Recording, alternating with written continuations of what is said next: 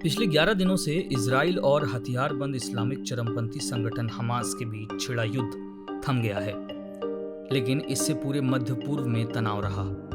Hamas ने युद्ध विराम को अपनी जीत बताया तो नेतन्याहू ने दक्षिणपंथी सांसदों के निशाने पर आ गए।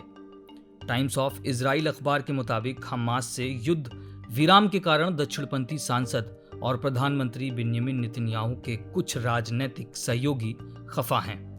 उन्होंने प्रधानमंत्री नेतन्याहू को चेतावनी दी है। गुरुवार को नेतन्याहू ने हमास से युद्ध विराम की घोषणा पर मुहर लगाई थी। इसके लिए कैबिनेट में वोटिंग हुई थी और प्रधानमंत्री ने युद्ध विराम के पक्ष में वोट किया था।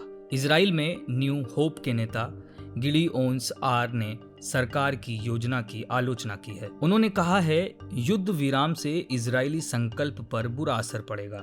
आर का कहना है कि युद्ध विराम को लागू करना हमास को मजबूत करना होगा और इजरायली हितों को नुकसान पहुंचेगा। उन्होंने कहा कि बिना किसी प्रतिबंध के युद्ध विराम को मानना राजनैतिक समझदारी वाला फैसला नहीं है।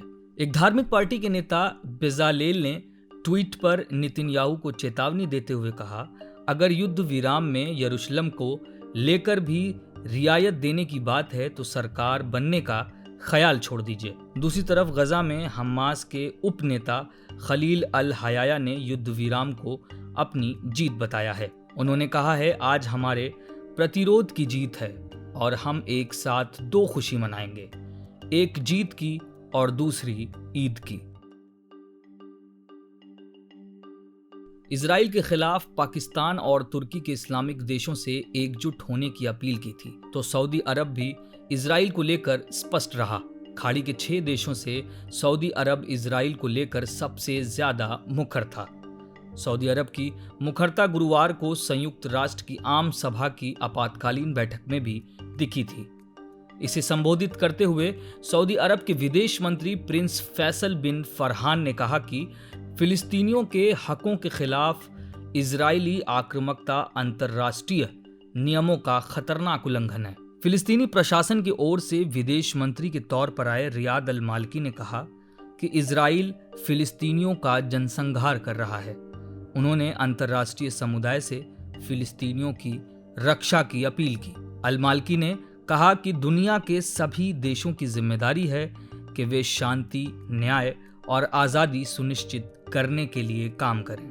तुर्की के विदेश मंत्री मेवुड चावुसाल्वा ने भी यूएन की आपातकालीन आम सभा में इजराइल की जमकर आलोचना की।